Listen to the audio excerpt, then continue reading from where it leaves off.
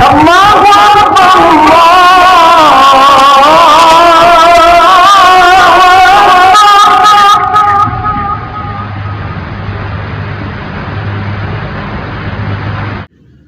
اللہ الرحمن الرحیم قال اللہ تعالی فی القرآن الحکیم کل نفس ذائقۃ الموت۔ کچھ دن پہلے حضرت مولانا طارق جمیل صاحب کے چھوٹے فرزند اس دنیا سے رخصت ہوئے۔ ہر انسان نے موت کا ذائقہ چکھنا ہے، بلکہ ہر چیز نے، جو بھی مخلوق زندہ ہے اس دنیا میں موجود ہے، اس نے ایک نہ ایک دن اس دنیا سے جانا ہے۔ لیکن بالخصوص انسان کو اس بات پر غور و فکر کرنا چاہیے کہ جس طرح آج یہ میرا بھائی اس دنیا سے گیا ہے، کل کے دن میں نے بھی جانا ہے۔ اور آپ علیہ الصلوۃ والسلام کا ارشاد ہے کہ جب کوئی شخص فوت ہو جائے تو اس کی نیکیوں کا ذکر کرو، اس کی اچھائیوں کا ذکر کرو، اس کے گناہوں کا ذکر نہ کرو۔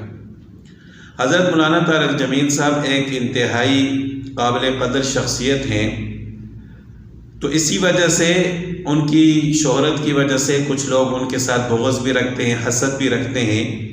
اور اس موقع پر بھی انہوں نے، جبکہ حضرت مولانا طارق جمیل صاحب انتہائی دکھ میں تھے، تکلیف میں تھے، مصیبت میں تھے، ان کے جوان بیٹے اس دنیا سے رخصت ہوئے، تو پھر بھی لوگوں نے اس موقع کو ضائع نہیں کیا اور حضرت مولانا طارق جمیل صاحب پر اور ان کے بیٹے پر جو کہ اس دنیا سے رخصت ہو گئے، ان پر طرح طرح کی باتیں کی۔ اب بقول مولانا طارق جمیل صاحب کے کہ ان کا یہ بیٹا ڈپریشن کا مریض تھا، اور اس سے یہ ظاہر بھی ہوتا ہے کہ وہ ان کا جو بیٹا تھا وہ بالکل ان پڑھ تھا۔ حالانکہ علمی گرانے میں،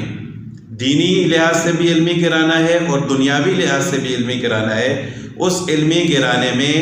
کوئی شخص ان پڑھ رہے یہ ممکن نہیں ہے۔ تو ظاہری بات ہے کہ اگر وہ نوجوان ان پڑھ تھا تو اس کی وجہ یہی تھی کہ اس کے اندر لکھنے پڑھنے کی صلاحیت نہیں تھی، وہ ڈپریشن کا مریض تھا اور اس کے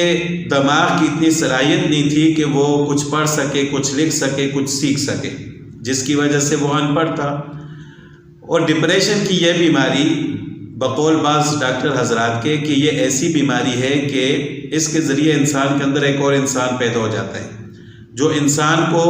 ابھارتا رہتا ہے کہ تم اپنے آپ کو قتل کرو، اپنے آپ کو مارو، خودکشی کرو۔ تو ظاہر ہے اس صورت میں وہ انسان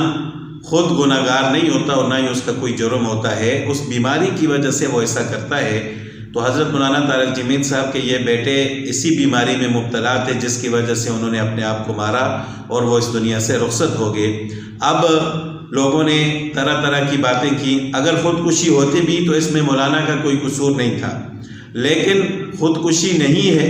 ایک بیماری کی وجہ سے ایسا ہوا، وہ اس دنیا سے رخصت ہو گئے اور امید ہے کہ ان کی یہ موت شہادت کی موت ہوگی۔ لیکن پھر بھی لوگوں نے عجیب عجیب باتیں کی، کسی نے ان کو جہنم تک پہنچا دیا اور کسی نے ان کی موت کو حرام کہہ دیا اور کسی نے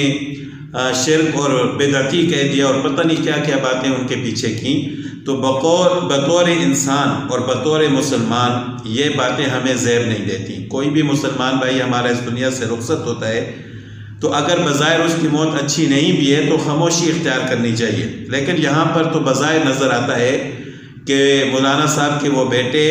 ذہنی طور پر ٹھیک نہیں تھے، وہ ڈپریشن کے مریض تھے، اس وجہ سے انہوں نے اپنے آپ کو مارا ہے، اور اس کی وضاحت خود مولانا صاحب نے بھی کی ہے۔ اور جس دن وہ فوت ہوئے ان کے بڑے بھائی مولانا یوسف جمیل صاحب نے بھی میڈیا پر آ کر اس کی وضاحت کی ہے، کیونکہ لوگ اسی وقت سے طرح طرح کی باتیں کر رہے تھے، تو انہوں نے اس بدگمانی کو دور کرنے کے لیے خود میڈیا پر آ کر وضاحت کی ہے کہ میرا بھائی بیمار تھا،